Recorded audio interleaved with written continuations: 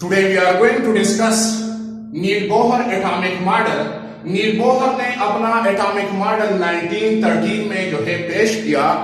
2 साल के बाद रदरफोर्ड एटॉमिक मॉडल, जो 2 डिफेक्ट्स रदरफोर्ड एटॉमिक मॉडल में सामने आए थे, एक ये था कि as long as electron revolve around the nucleus so it emit energy, और जब ये मुसलसल एनर्जी खारिज करेगा so automatically it will fall in the nucleus. लेकिन बट इट डजंट हैपन, इस तरह नहीं हुआ।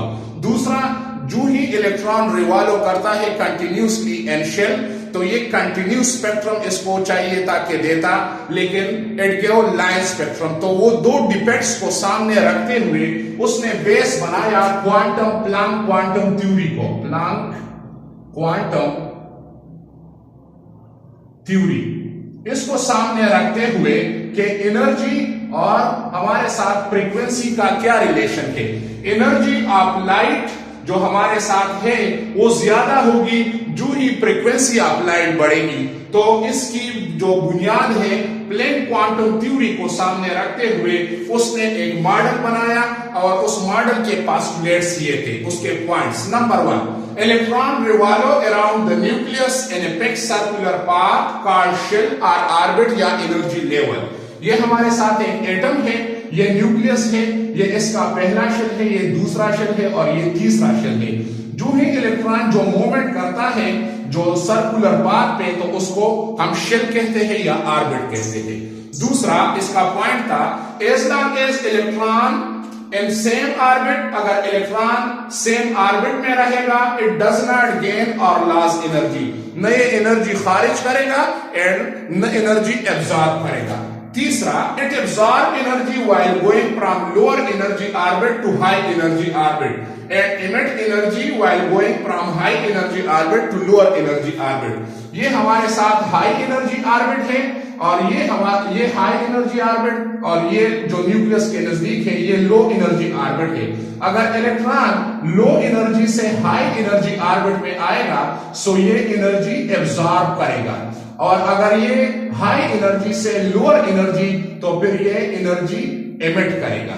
तो ये इसका तीसरा पॉइंट था। और चेंज इन एनर्जी, जो 2 शेल की change in energy del E हमारे साथ बराबर है energy of final shell high energy shell minus energy of lower energy shell. तो इसकी से हम difference in energy between 2 shells मालूम कर सकते हैं, that is equal to hv।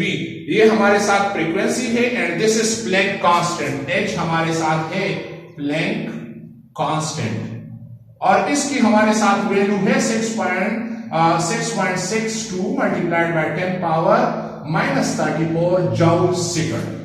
चौथा हमारे साथ पॉइंट था कि electron resides only in 1 orbit. ये जो इलेक्ट्रॉन गर्दिश करता है तो ये एक ऑर्बिट में रहता है, only in 1 orbit, it does not stay in between 2 orbit, 2 के दरमियान नहीं रहता, या इस ऑर्बिट में या इस ऑर्बिट में ये रहता है।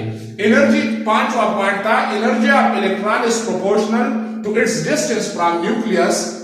जो एनर्जी है हमारे साथ इलेक्ट्रॉन की वो डिपेंड करता है कि how far this electron from nucleus. अगर ये इलेक्ट्रॉन परस्पर ज्यादा फासले पे है, far the electron higher will be energy, और अगर ये नजदीक है तो ये लोअर एनर्जी ऑर्बिट में है तो इसकी एनर्जी फिर कम है। हमारे साथ इसका जो लास्ट पॉइंट था कि angular momentum of electron is integral multiple of nh/2π। That is हमारे साथ एंगुलर मोमेंटम जो सर्कल में मूवमेंट करता है, हम उसका एंगुलर मोमेंटम मालूम करते हैं, वो बराबर है mvr is equal to nh/2π।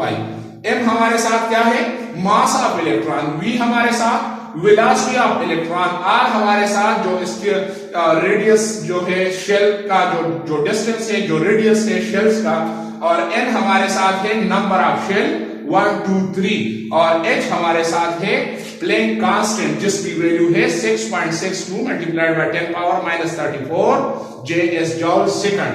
So these are the postulates of Neil Bohr atomic model which he presented in 1913.